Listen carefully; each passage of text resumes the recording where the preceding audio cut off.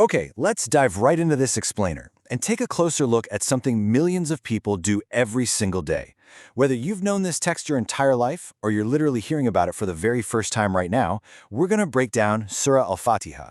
But we're not just looking at it as some piece of ancient history. We are exploring it as a divine roadmap and, honestly, a super powerful daily psychological reset. So did you know that the absolute shortest chapter recited in every single Muslim prayer is actually considered the summary of the entire Qur'an? It kind of sounds like a paradox, right? Like, how can something so incredibly brief contain the core essence of something so vast? Well, here's the truly shocking part. Without this specific chapter, the prayer isn't even complete. It is the absolute core of the practice.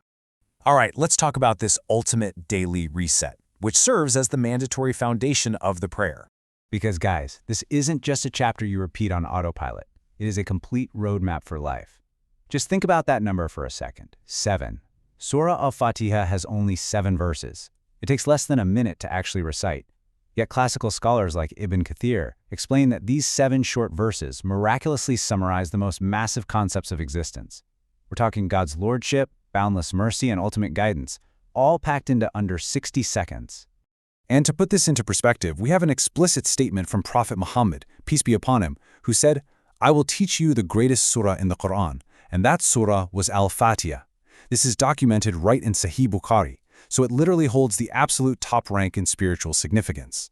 Plus, in another authentic tradition found in Sahih Muslim, he stated, "Whoever does not recite Al-Fatiha, his prayer is invalid." So the crucial takeaway here, this isn't an optional bonus feature. It's a mandatory, direct connection required for the prayer to even count, multiple times every single day. So let's zoom out for a second and look at the cosmic foundation of all this, the concept of the Lord of the worlds. In the very beginning of the chapter, God is described as the Lord of the Alamin. But what does that actually mean? Well, foundational scholars like Imam Al-Tabari explain that this single word encompasses the cosmos in its entirety. It includes us humans, sure, but also every single star in the night sky, undiscovered galaxies, and even microscopic creatures. Absolutely everything exists under one unified divine system. What's absolutely mind-blowing here is how seamlessly this ancient theology lines up with modern scientific order.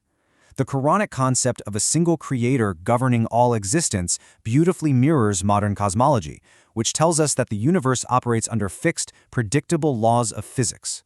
Lord of the Worlds points exactly to a unified, intelligently governed universe rather than total random chaos. Now, let's bring it back from the cosmos to reprogramming your own mind, uncovering the hidden psychological message here. Let's zoom back into your own brain. Right smack in the middle of the surah is this incredibly empowering declaration, "You alone we worship, and you alone we ask for help." When you say this, you are doing way more than just praising the divine. You are actively taking steps to reprogram your own mind. By declaring that ultimate help comes from only one divine source, you're making a massive mindset shift. You depend on no one else, and your focus is single and totally clear.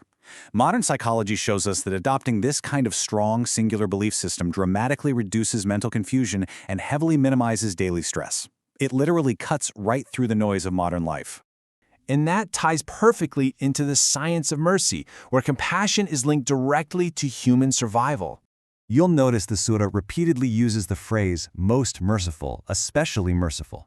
Well, neuroscience tells us that compassion and empathy actively reduce cortisol levels, lower our stress, and improve our overall mental well-being. By repeating this dozens of times a day, you're internalizing mercy not just as a religious concept, but as a vital life principle backed by science. You are literally priming your brain for resilience. Which brings us to the climax of the chapter, finding the straight path and that final realization. The chapter culminates with the plea, "Guide us to the straight path." This is arguably the most repeated human request in all of history. Guide me. Protect me from confusion. Give me balance. Rather than just being a recited sentence, this is the biggest question of human existence, distilled into a daily request for clarity and balance in a totally chaotic world. So, I want to leave you with this. You might recite Surah Al-Fatiha every single day, but if you ever truly understood it, it is so much more than just a routine. It's a cosmic anchor for your life's purpose, a mental shield against anxiety, and a brilliant daily psychological reset. If this explainer helped you see this foundational text in a totally new light, comment Fatiha down below. Keep seeking that straight path, and I'll catch you guys in the next one.